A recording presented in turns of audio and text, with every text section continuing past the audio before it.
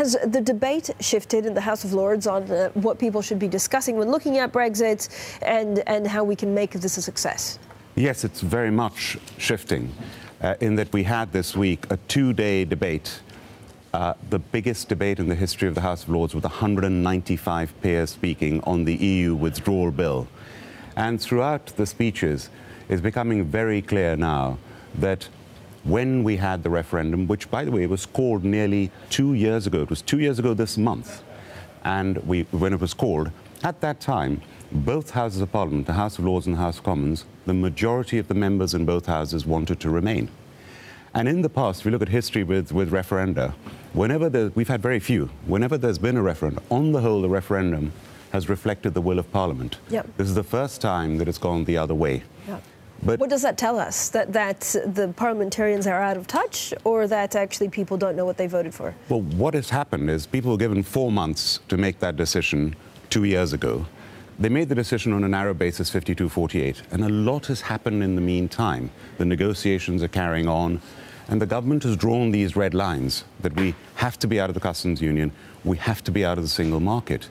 And already that's causing huge issues, because when you're negotiating with that position and you want a transition period and you don't say very clearly what you want afterwards, you say you want a Canada plus deal. Well, the Canada deal took 8 years. The Canada deal is basically trade only. And you've got to put this in perspective. What is the European Union to Canada? It's 10% of their trade. Right. The biggest proportion of Canada's trade, of course, is the United States of America next door.